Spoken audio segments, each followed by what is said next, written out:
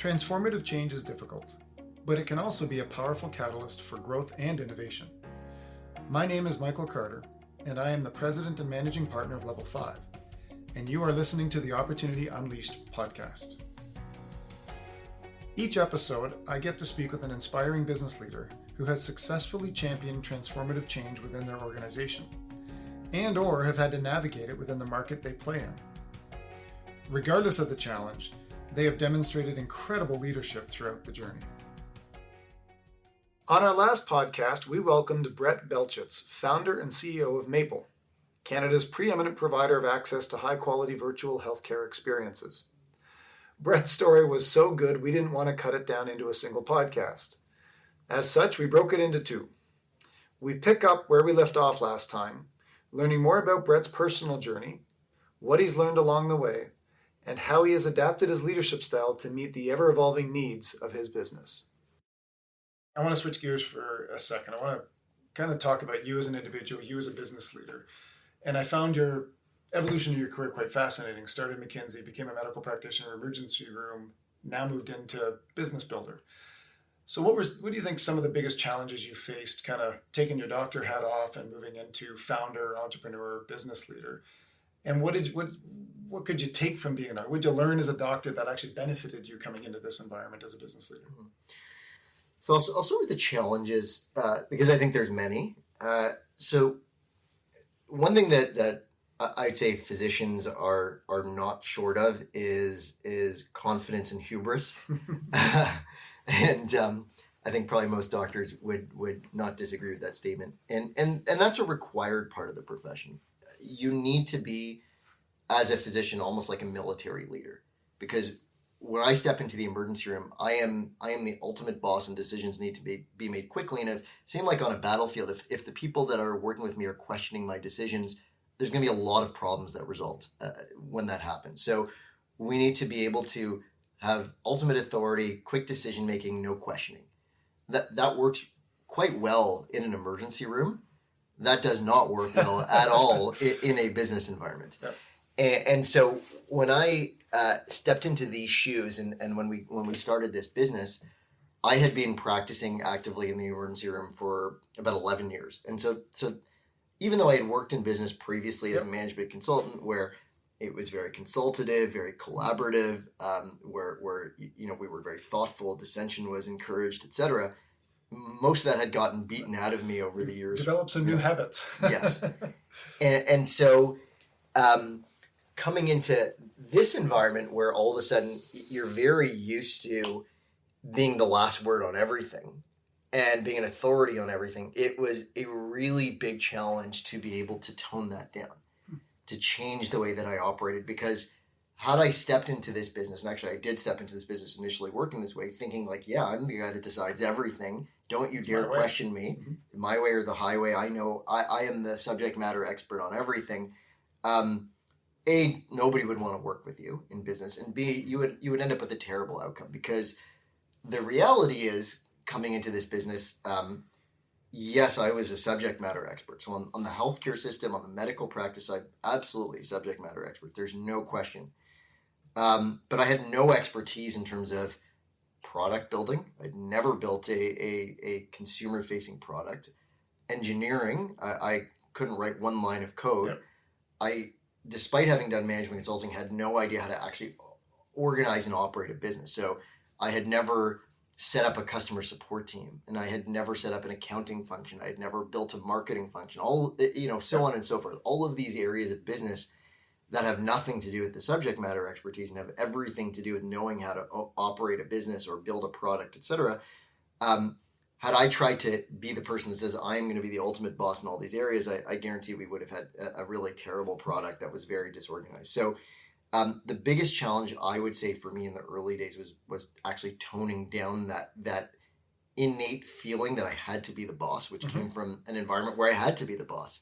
And so it took a couple of years, I think, for me to really learn how to control that and how to adapt to a different way of operating. But I think, I think the things that I'm most proud of is the fact, if I compare how I manage today to how I managed when we started the business, it's like night and day. It's two completely different styles.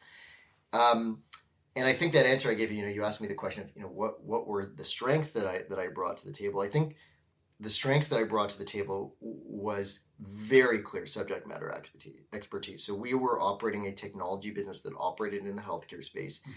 And this is one of the most complex regulated environments you could ever choose to operate in. And I would actually not recommend to most people to operate in this space for many, many reasons. But within that space that we were operating in, I could be a leader that worked with 100% confidence.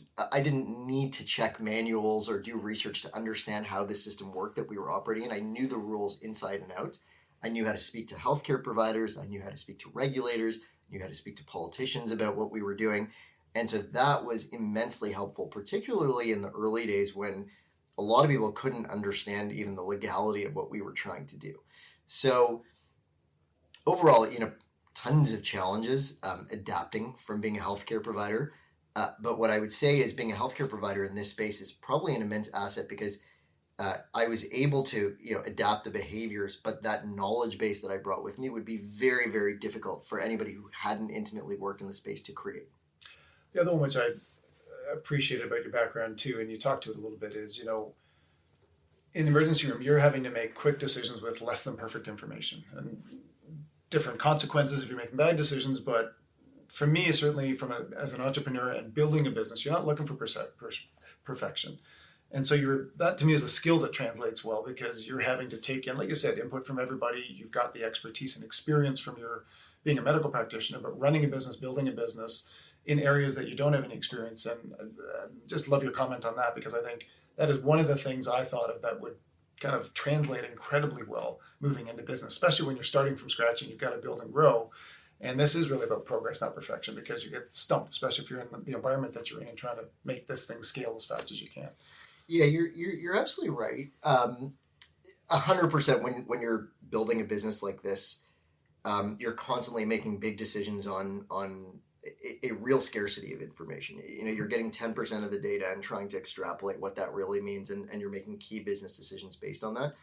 And it is very similar to what you do in the emergency room. Not in all areas of medicine. There's lots of other areas of medicine that are much more deliberative and you take your time and you get all the facts and you don't make the diagnosis till you have all the facts. But in the ER where everything is very time pressured, patients are not stable, you kind of have to make your best guess and go for it a lot of the time because if you get it wrong, things are going to go very wrong before you can get all the information. So it is very similar. I think the other area in which that background has really helped a lot is running and starting a business like this is really stressful. There's no question. I don't think there's any startup founder who has successfully gotten a business past the first few months will say that it was a stress-free existence. Like every element of this on every day is stressful. But for me, the funny thing is when I look at the kind of stress I'm facing, so the level of stress that I faced every single shift in the emergency room, where I was bombarded with a massive number of patients, 10% of whom were critically ill and potentially at risk of dying, where we were short of nursing staff, short of CT scanners, short of everything. That kind of stress is just a whole level above. So it's funny because one of the questions that I get a lot from people on my team is, it's weird that you seem so calm in this really difficult, challenging day. The government just went on the attack against us or whatever else has happened that is really, quite difficult for the business. How is it that you seem so not fussed over it? And the reality is for me, whatever it is, it's 1/10 the level of stress I faced in my previous job. And the fact that in this job, nobody's going to die if I don't get the answer right now in this moment. And we've got lots of time to be creative, to problem solve, to think about things. And by lots of time, I'm not talking about years, but at least days or hours to think about things. This to me is, this is not a hard thing to do. I mean, it's obviously really stressful, really difficult, but relative to what I did before, and I always put it into that context, this just is not a level of stress that bothers me very much. It's interesting as an aside. I remember in a previous career in consulting, we found ex-military leaders effective in business for a similar reason in terms of the stress and the urgency with the pressure that they were under on the field or in any military exercise relative to business. It was a skill that translated, but this wasn't nearly as stressful as it was in their historical job or their previous job, which was fascinating. You touched on something about you've learned where you are today versus when you started the company, your styles had to adapt. And I think of, the evolution of your company from where you were and building to now having some scale. And as we know, there's such an opportunity to take it to another level. Are there other things you think you'll need to adapt as you look ahead and where your leadership style might need to continue to evolve moving forward to keep this company on the path that it's on? Any thoughts come to mind about continuing that journey from an evolution of your leadership style perspective? Yeah, it's funny. I think about this all the time, and I'd say, I'll put this up front. I actually don't have the answer as to where does my leadership style need to go. But I think for me, when I look at the leadership styles of successful leaders, it fits on a spectrum and there's lots of different spectra, but the spectrum that I look at is there's the very autocratic, visionary leader that really doesn't allow for, I think, a lot of meaningful dissent or meaningful input from the team around them. They really are the ultimate boss, and what they say goes. And they have a clear vision of where they're trying to get to. So examples of that would be like a Steve Jobs or an Elon Musk. Yeah. People who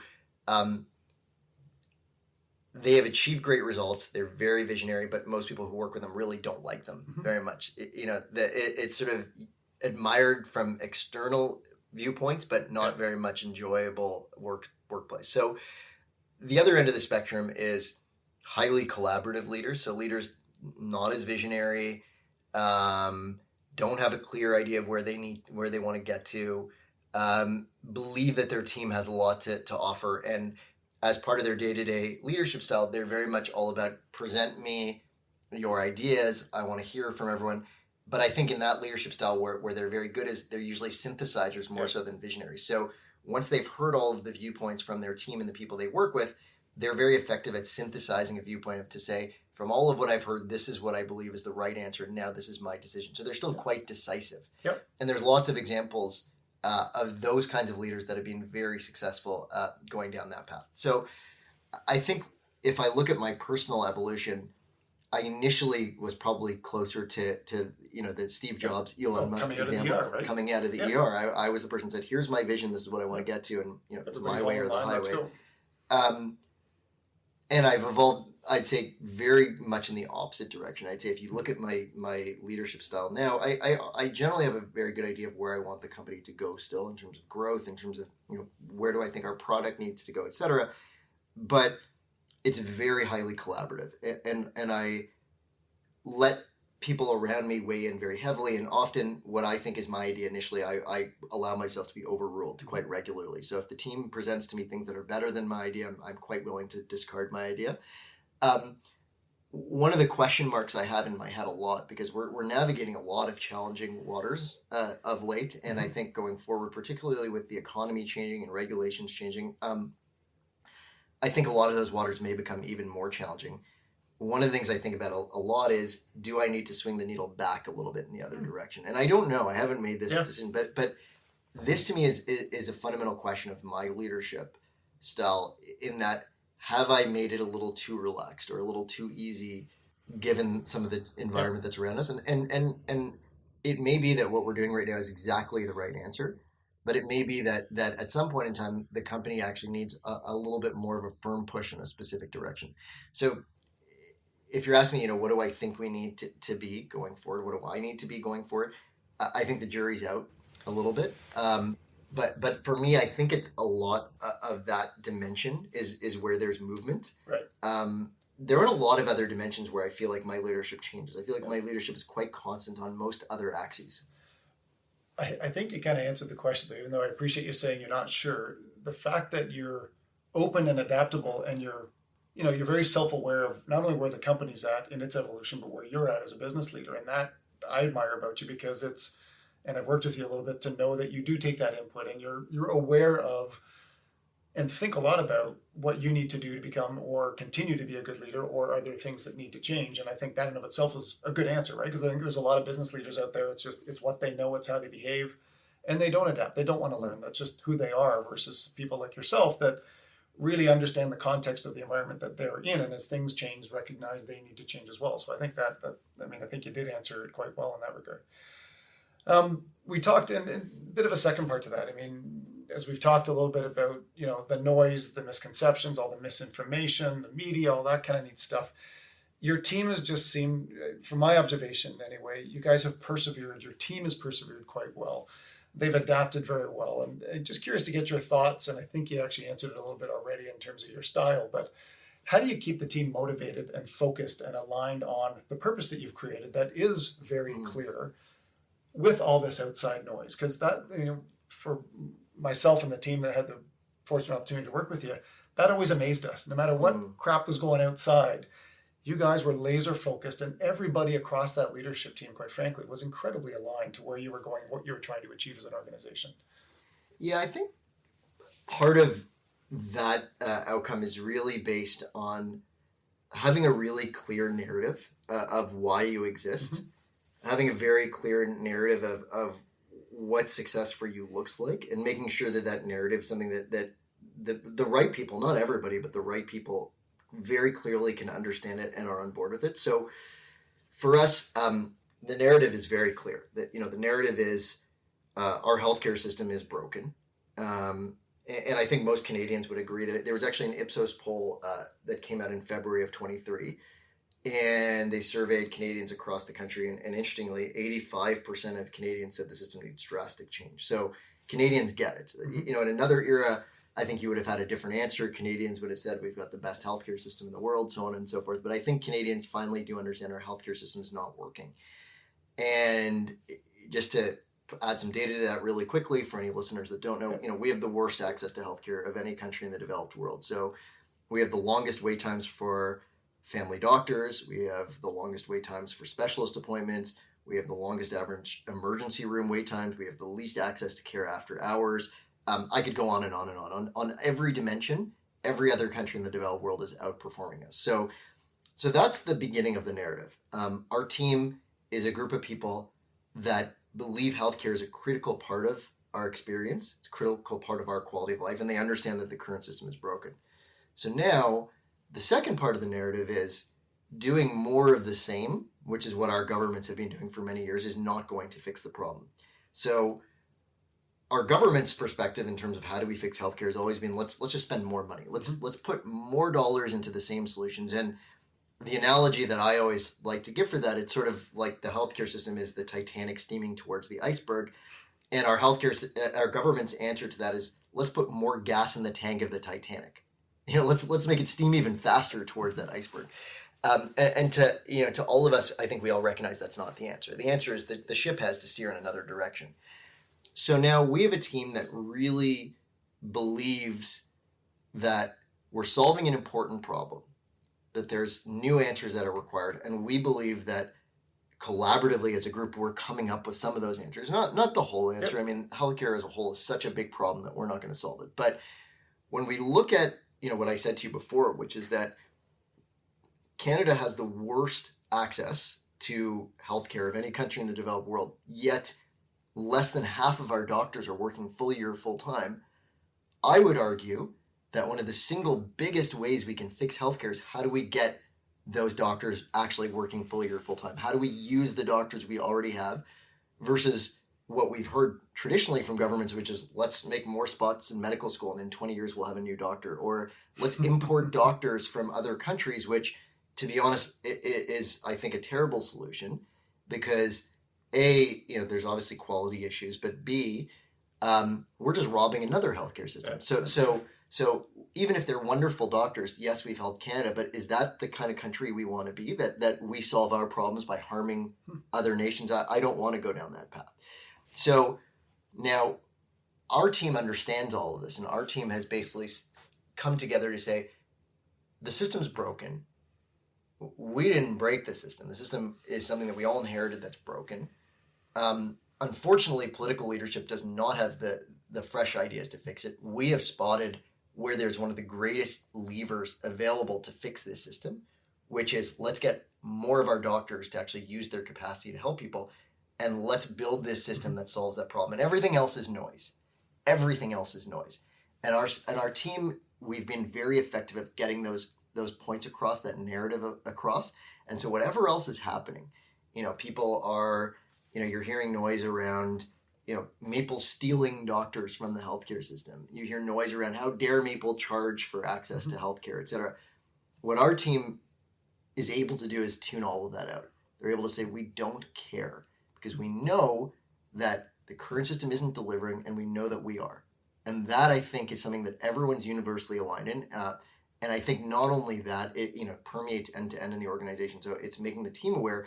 It's also making sure that people that we hire are on board with that. So if you are somebody who is, dead set in, Canada's got the best healthcare system in the world, we shouldn't change the way that we do things. Innovative models, shouldn't exist, or there is no role for private enterprise in Canada's healthcare system. You're probably not the right person for us to hire. And so by hiring the right people, by making that narrative very clear and repeating that narrative over and over again and making sure our team members really believe that narrative, I think that is the thing that has been so effective at having an organization where everybody is rowing in the same direction no matter what.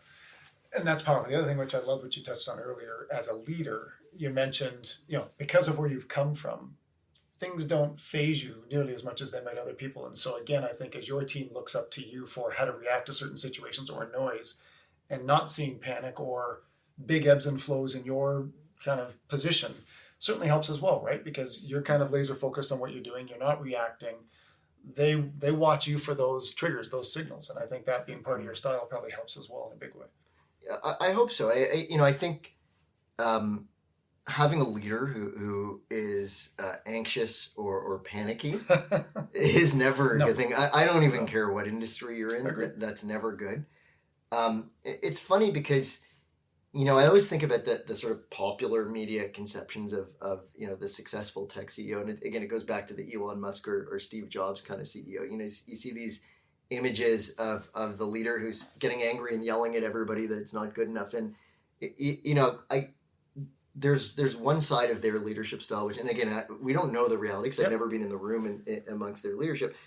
There's the one side which is like, I've got a very clear vision. I'm a mad innovative genius and a perfectionist, and I don't want anybody to argue with me, and I understand how that can get results. But that sort of angry, anxious side of leadership, that to me, I'm always sort of stunned that if that existed, that could actually end up in success. Because the flip side of being angry is it looks like you're out of control.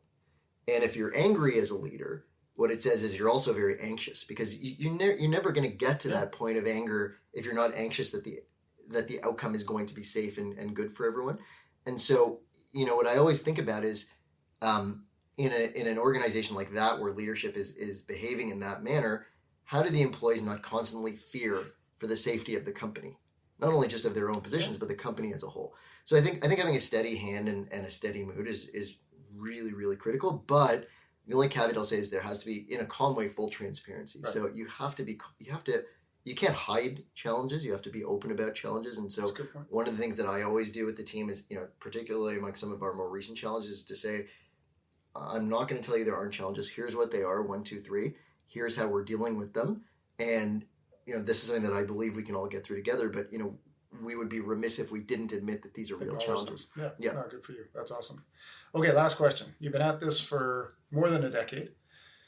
You've learned a lot through this journey. You've adapted yourself.